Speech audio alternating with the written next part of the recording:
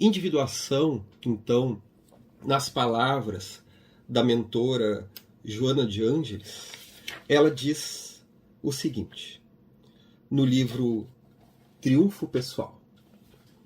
Genericamente, individuação é o processo que tem por objetivo individuar, isto é, apresentar e definir qualquer expressão individual. Então, na base do termo individuação, é quando um indivíduo, um sujeito, ele passa por uma diferenciação em relação ao coletivo.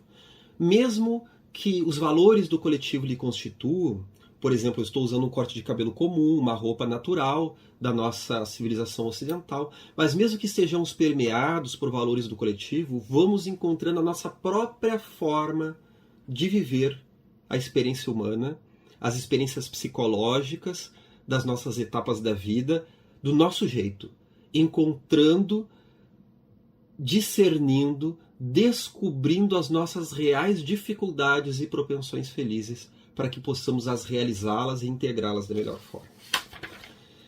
Sob o ângulo psicológico, diz ela, o princípio da individuação enseja o desenvolvimento de uma pessoa para conquistar a sua realidade própria, com as suas características e autônoma sob os vários aspectos considerados. Então, individuação seria, nas palavras de Jung, a integração dos aspectos desconcertantes, opositores da nossa personalidade, do nosso psique. Integrando elementos contrários, contraditórios, que gradualmente vão se tornando complementares. Então, o ser pacífico que vive dentro de mim vai encontrar o ser violento. Essas duas propensões difíceis, para que possam, as duas integrando-se, realmente encontrar um equilíbrio. Aí o meu lado pacífico já não vai ser complacente, vai ser uma paz verdadeira. E o meu lado violento vai deixar de ser violento, vai se tornar coragem, vai ser força de viver e de existir. Porque nós podemos dizer que o espírito na Terra está sempre lidando no mundo de provas e expiações com a tortura, com o desafio de lidar com os opostos. Viver entre opostos faz parte da vivência, da experiência no mundo, então, como eu estava dizendo, no nível espiritual em que habitamos. O que isso quer dizer? Lidando entre indivíduo e sociedade, bom e mal, frio e quente, claridade, obscuridade, caos, organização, fluidez e rigidez, estabelecido e aquilo que há por vir, masculino e feminino, indivíduo e sociedade, como eu estava falando antes, né? A nossa particularidade, as nossas necessidades pessoais e as necessidades da nossa família. Será que eu devo respeitar aquilo que a família quer? Mas aí eu não realizo o que me é mais original. Mas se eu também ficar somente naquilo que me convém, me tornarei um egoísta. Então, qual que é o caminho de viver? Não há receita de bolo.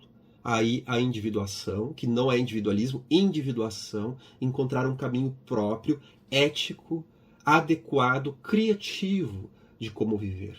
Então, Jung vai nos trazer que é a integração da personalidade e integração da verdadeira capacidade de se relacionar. O que isso quer dizer? Que aí eu vou começar a conviver com a sociedade de uma forma mais legítima. Eu falho naquela minha forma de corresponder à sociedade como mais uma peça, eu já não correspondo mais do jeito que a sociedade quer, para depois de me adaptar internamente, me readaptar externamente, ou seja, eu vou propor um outro caminho para a sociedade. Todos os indivíduos que se individuaram puderam propor algo mais original à sociedade. Nós vamos encontrar isso na literatura, na filosofia, na religião. O que foi a proposta de São Francisco de Assis? Transitando então entre a loucura da Idade Média, que falava de Deus, mas louvava o ouro, e encontrou uma outra forma do ser humano encontrar o ouro pessoal, respeitando, sem então confrontar violentamente os dogmas da época, os confrontando na sua essência, trazendo então a bondade e a pureza do Cristo através da simplicidade, equacionando conflitos psicológicos que eram naturais naquele período e que ainda o são dentro de nós.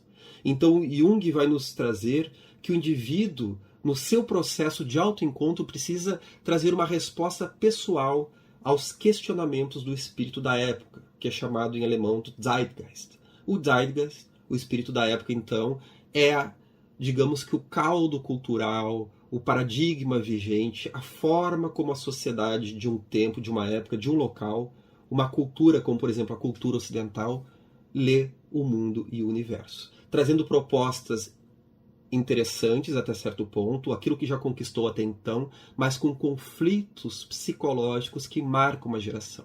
E nós devemos ter então uma resposta pessoal, conforme ele precisou buscar uma resposta para a chamada morte de Deus, que nada mais era do que uma palavra do filósofo negativista Friedrich Nietzsche, traduzindo o mal-estar psicológico do final do século XIX e início do século XX, que dizia a respeito, então, à crise das grandes crenças. O ser humano, então, dotado de alta tecnologia, de alta civilização, se encontrava perdido num vazio existencial, porque o progresso da filosofia e da ciência encontrou uma descontinuidade com as verdades religiosas que estavam por demais dogmáticas e cindidas, então, de uma resposta sadia aos questionamentos que o ser humano trazia no seu estado psicológico profundo.